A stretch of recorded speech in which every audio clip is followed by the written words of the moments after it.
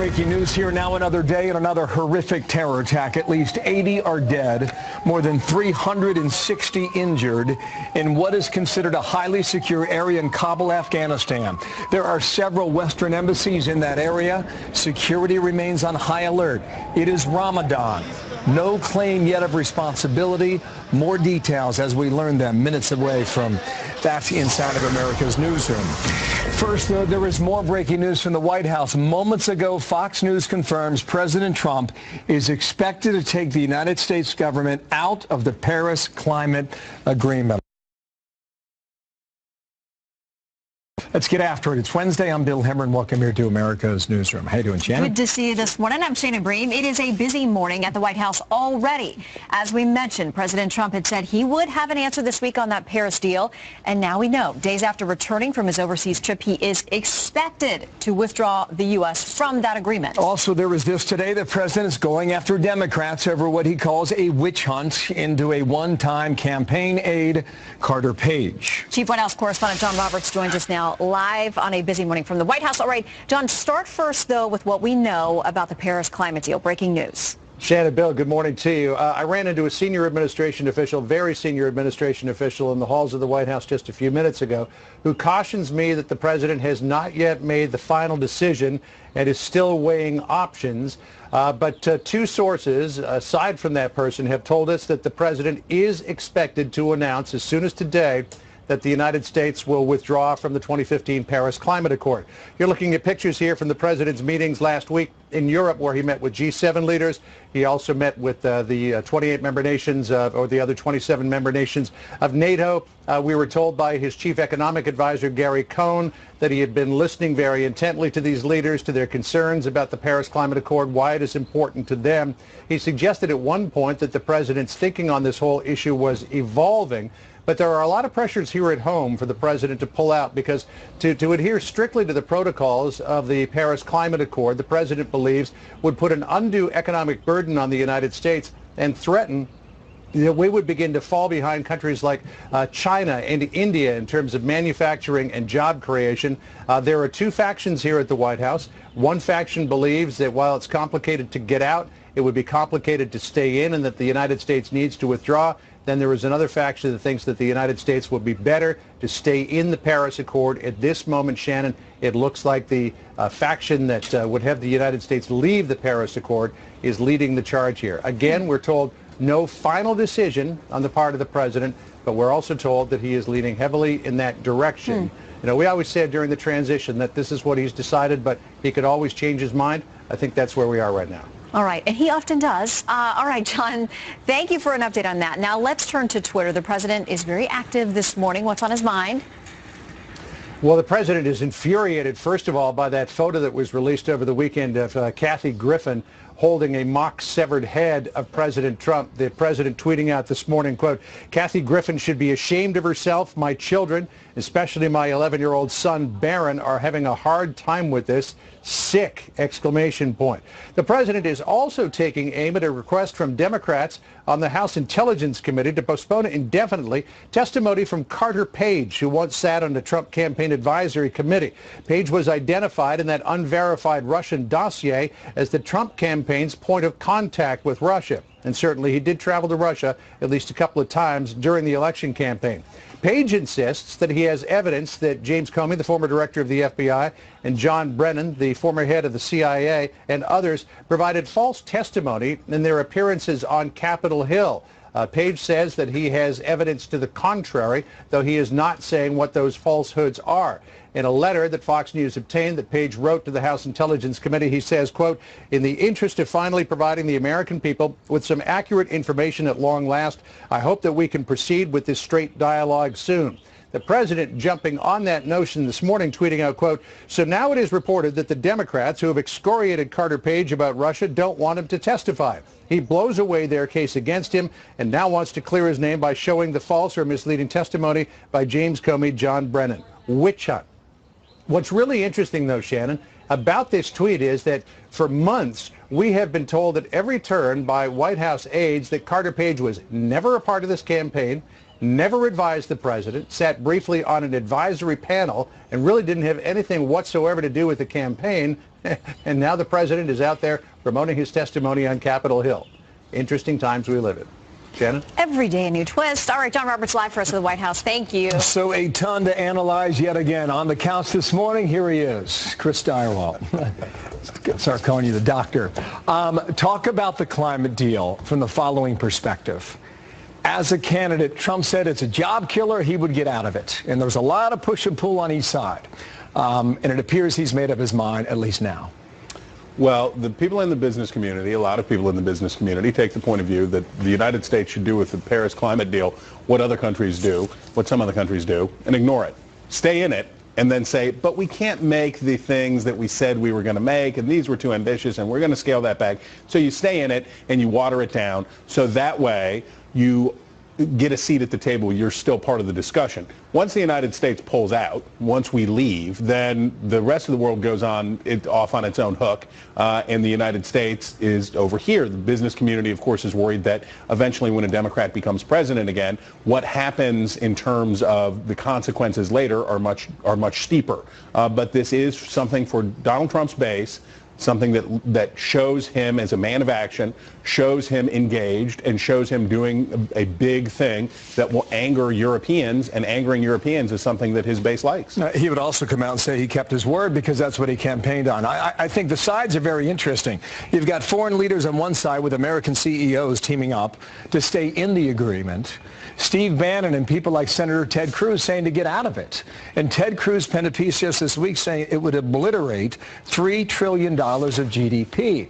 Now, I believe this is a President Trump now talking to people in Pennsylvania and Wisconsin and Michigan, Ohio, etc.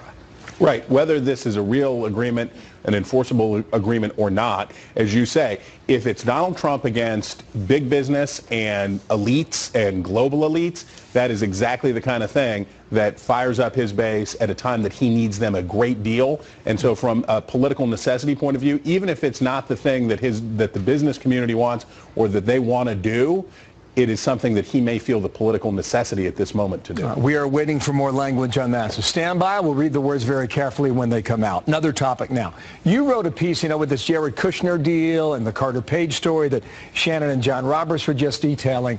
You wrote a piece yesterday called Whom Will Trump Trust? Now, what is the angle of your direction to understand inside the West Wing how small that circle may be getting? What's your view on that?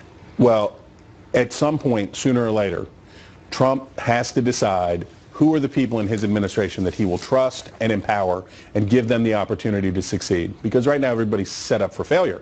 Because if you make a mistake, if you have a problem, as Jared Kushner now does, then the other crabs in the pot can pull you back down to the bottom of the bucket and somebody else takes their turn at the top. The way that successful administrations always work, and the president should either empower his chief of staff, Reince Priebus, or find a new chief of staff that he will empower and say, you're running the administration of this government on a day-to-day basis. You are really the chief operating officer. I'll make the big decisions as they come by, but you're going to run this on a day-to-day, and you're going to be really the chief of staff. Until the president's ready to do that, none of this matters because it's just going to continue to be this swirling cyclone of chaos. Chris, thank you. More coming up with you a bit later, okay? Chris Stirewalt, thank you there in D.C., and more to get to in a moment. 8 past the hour now. And another big story this morning. Former National Security Advisor Michael Flynn will hand over some documents to the Senate Intelligence Committee as early as next week. It's part of the committee's investigation into Russia's involvement in the 2016 election. It comes, this latest twist, after Flynn's attorney said he would decline a subpoena and invoke his Fifth Amendment rights. Well, the Senate panel also issued 2 subpoenas to Flynn's businesses, and once those were narrowed, Flynn in return agreed to turn over some documents related to both the businesses and some personal materials. We'll have more details on this with a live report ahead on America's Newsroom. And of course, that comes after a lot of chatter about whether he was trying to get an immunity deal, whether lawmakers would be interested in talking to him. Listen, we all want to know what the truth is, right? And it seems like it's a long way off right now. And Democrats are clawing at this issue day after day. So when Robert Mueller is prepared to present his evidence, we'll know a lot more. Patience is a virtue. We shall see then. That's right. In the meantime, we've got this big story here. Nuclear tip missiles headed for the United States, a top priority for President Trump and this administration. The Pentagon just tested a system designed to shoot down ICBMs from the sky. Was this one a success? We'll talk about that in a moment here. And you remember this, chaos at the Texas State Capitol.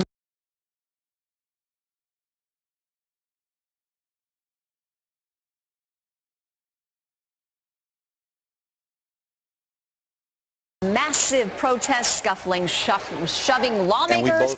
The state moving toward a full ban on sanctuary cities.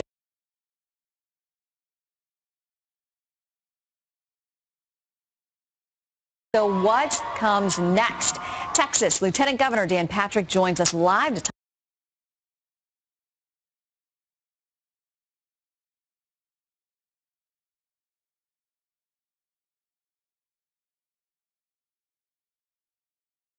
Talk about that coming up. Also, Sean Spicer back in the briefing room after 2 weeks, trip overseas, ready to take on reporters and defend his boss.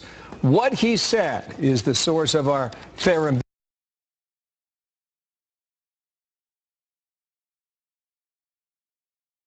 balanced debate today. He's very pleased with the work of his staff. I think that he is frustrated, like I am and like so many others, to see stories come out that are patently false, to see narrative wrong, to see quote-unquote fake news.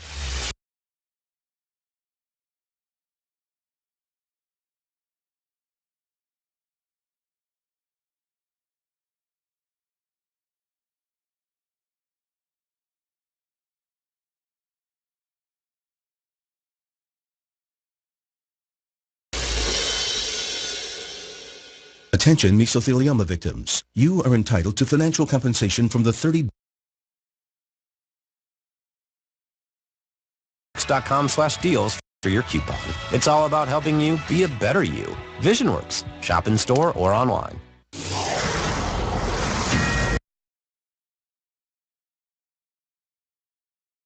Some new tweets coming in from the president just minutes ago. The first one, I will be announcing my decision on the Paris Accord over the next few days. Make America great again. Of course, we've had reporting from John Roberts just minutes ago that two sources tell him it is expected the president will pull out of that deal, so we'll wait and see what officially happens. Also, this tweet, hopefully Republican senators, good people all, can quickly get together and pass a new repeal and replace health care bill and saved dollars. And that, of course, comes after the call yesterday to blow up the legislative process there. To go to 51 votes. To go to 51 and some are votes. debating that, too.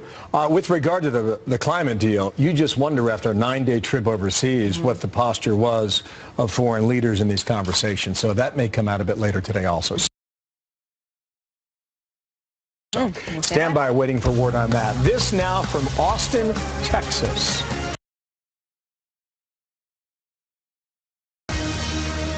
He walked back and told us, I called ICE. And we both, what? What do you mean? You did what? He said, yeah, I called ICE. And then he said, F them. You say things to incite people, okay? State House. The scuffle happened 2 days ago on Monday over illegal immigration. Protests erupting over the Governor Greg Abbott's new law that cracks down on sanctuary cities. That law goes into effect on the 1st of September.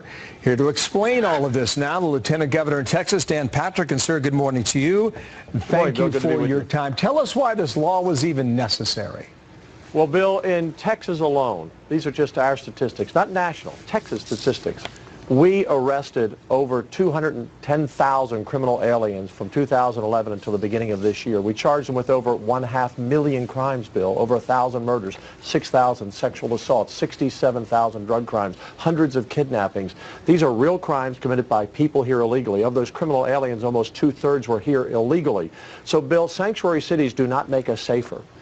It's real crime connected to people who are here illegally. And when you have a sheriff like we have in Austin saying, I got it. Let me come back to Travis County in a moment here. Yes. What does the law do in Texas? What the law says is, first of all, that local law enforcement has to cooperate with ICE. If there's a detainer asked, they must hold those people on the detainer. Here in Travis County, Sally Hernandez, who ran on Sanctuary Hernandez in her campaign that she would let people out, including criminals, was not following federal law. Secondly, it says that no local official, like a mayor or any elected official or police chief, can tell their police or deputies on the street that they can ignore federal law. If they want to ask for the identification in terms of citizenship upon a legal detention, they can ask that. That's what's been happening across our country, Bill.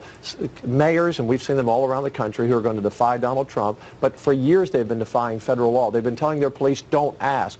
These are real criminals, Bill, hurting real American citizens. Okay, let me just get to a few more questions here. What if, you mentioned Austin, Travis County. Yes. What if they do not cooperate with state law? What would the state then do? First of all, the jurisdictions could be fined, but those who are ignoring state law, which would be ignoring federal law, they could find themselves in jail themselves. So you lock them up. This is a serious issue. Yes. There will be a court challenge before this goes into effect. Can you win that court challenge? I've been involved in the legislature now over a decade, and every time we pass good conservative legislation, as we do in Texas, the left always takes us to court. We win almost all of the time. So I believe that this law is surely constitutional. We have a right to protect our citizens, and we really led the nation. When Trump called for the end of sanctuary cities, the Senate, which I'm president over, passed that bill in February. It finally passed to the governor's desk recently, and he signed it. And so we're leading the nation on this, and we want other states to follow us. You have to realize, Bill, we're a border state, but every sheriff in the country is a border sheriff, because these people who are committing crimes across our border illegally are in every state in the country. Yeah, I understand the case you're making. You mentioned Austin. Is it just Austin? Yeah. I mean, you got a big state in Texas. Yeah, we've had issues with Houston, we've had issues with Dallas, we've had issues with other cities. But I want to go back to those stats, Bill. Imagine 500,000 crimes that have been committed by people who have come here illegally over the last 5 to 6 years, that you could wipe those off the books. Those people who weren't killed, those women who weren't sexually assaulted, the drug crimes that weren't held, all the cost to society, the cost to the victims, we have to clean this up. And the idea that sanctuary cities make us safer by welcoming people is just nonsense. One last point here. The critics say this will weaken the relationship between the residents of said city and the local police. You've heard that. What do you think about that? I think it's the argument the left makes because they have no other argument. Because what could they say? It's okay for criminals to come to our country. Is it not true that the relationship with police is not weaker because of it? We'll find out. I don't believe that to be the case. I have no data to show that that would be the case. I think what will happen, Bill, we're seeing it, even though we don't have a wall yet, just the position that the president has taken and Texas has taken has dramatically drop the people coming across the border, whether they're criminals coming across the border or people coming for a better life and a job. We've had a dramatic impact, and the people crossing the border is down significantly. I believe our crime stats are going to continue to lower because those people who are coming here to commit crimes are not coming across the border. We've made a significant inroad the last 6 months since Trump became president on this issue, and since Texas has taken a strong stand. Thank you, sir, for your time. That's Dan Patrick, Lieutenant Governor there in Texas. 3 months before it goes into effect, sir. We will follow it from here. Thank you for your time. Shannon. Yes, sir. Meanwhile, GOP lawmakers ready to take a stand to try to stop illegal immigrants from hurting U.S. citizens. We're going to tell you about the latest push to make Kate's Law a reality for this country and to deliver on one of President Trump's biggest campaign promises. Also, that man accused of stabbing 2 heroes to death, 2 good Samaritans, that man is in court and speaking out still. Free speech or die, Portland. You got no safe place. This is America. Get out if you don't like free speech. This is a ClassAction.com consumer alert. Unfortunately, the diabetes drug Invokana can cause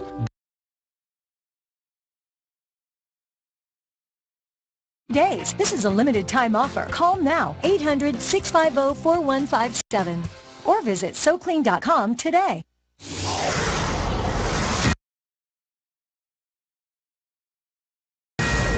This is a Fox News alert. The Pentagon successfully intercepting a mock warhead over the Pacific Ocean amid accelerated missile development in North Korea. The test demonstrating the ability to take down a missile headed to the U.S. Jonathan Hunt covered it live. He's now live at Vandenberg Air Force Base in California. So it sounds like they are celebrating success this morning, Jonathan.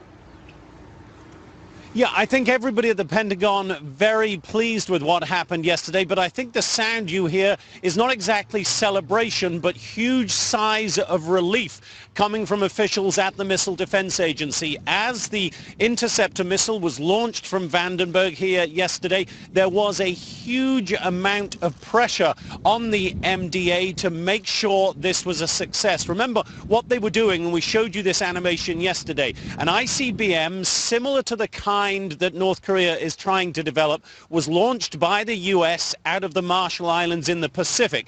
Then the interceptor was launched from here at Vandenberg, and it successfully, as it turned out, hit that ICBM hundreds of miles up in space over the Pacific Ocean. It was not easy to do, and Vice Admiral James Searing, who is director of the Missile Defense Agency, said in a post-test statement yesterday, quote, "This system is vitally important to the defense of our homeland, and this test demonstrates that we have a capable, credible deterrent against a very real threat. I am incredibly proud of the warfighters who executed this test and who operate this system every day." And nobody knows better than Admiral Searing, Shannon, that one day this might not be a test. It may be the very real thing. Shannon?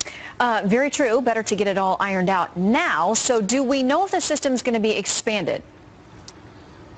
Yeah, it is. There are currently 36 of these interceptor missiles in the United States, 4 of them here at Vandenberg Air Force Base in California, 32 of them up in Fort Greely, Alaska. We were given exclusive access to the missile fields there and the silos, 70-foot deep silos, in which the 54-foot-long missiles are kept. There will be 8 more across the nation, 4 more of those up at Fort Greely by the end of this year. The crews are on standby there 24/7, 365 days a year, simulating all kinds of potential attacks against the United States so that they are ready to react if and when that kind of attack comes. And they know better than anyone, Shannon, that when it comes to a real nuclear attack, they cannot afford to fail even once. So they will continue to do their work every day of every week, Shannon. And we are grateful for that. Jonathan Hunt, thank you very much. So meanwhile, the Trump administration saying it believes China is being productive where North Korea is concerned. This amid discussions between Washington and Beijing on the best way to rein in the rogue regime. UN Ambassador Nikki Haley saying that China is trying to get Kim Jong-un to stop nuclear and ballistic missile testing when she said this. China is doing back-channel networking with North Korea in a way that's getting them to try and stop the nuclear testing. So we believe that they are being productive. We do think that they're trying to counter what is happening now, and they have the lay of the land. Well, she also says the U.S. and China are talking about stronger sanctions against North Korea in response to the ballistic missile launch just last weekend. Interesting choice of word. Back channel. Exactly. China's back channeling North Korea in the context of all of this now. You think it was subliminal? I don't know, but they are doing it. And I mean, it's good news because China apparently has been resistant to some of the UN actions we wanted to take. So the fact that it sounds like we're working together is a good thing when it comes to North Korea. All right, well, the news is rolling this morning. New details pouring in after terror strikes in the heart of Afghanistan. More than 300 people injured. We're told at least 80 dead in an area surrounded by worldwide embassies. It's supposed to be a safe zone. Just awful pictures coming in on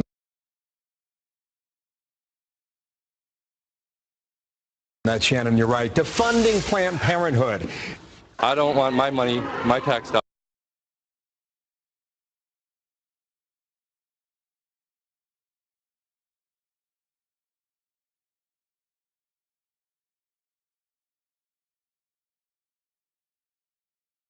dollars supporting abortion and murder. We should be adults to take care of the responsibilities, men and women. That's right, keep rocking. SiriusXM's free listening event might be over, but you can turn us back on with packages starting for a limited time at just $5.99 a month plus fees.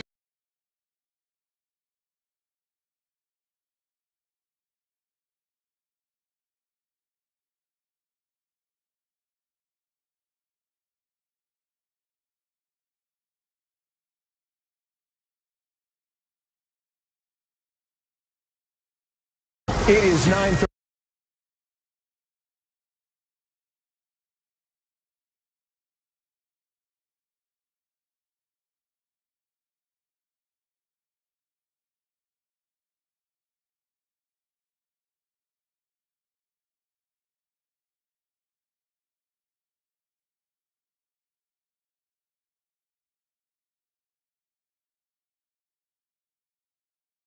31 here in New York now. More now on the 5th day of Ramadan. So far this month has been deadly. More on the devastating bombing attack in Afghanistan. No claim of responsibility. At least 80 are dead. Hundreds are injured. Connor Powell live in Jerusalem, and you know the area well. In Kabul, tell us about that and whether or not this was an inside job, Connor.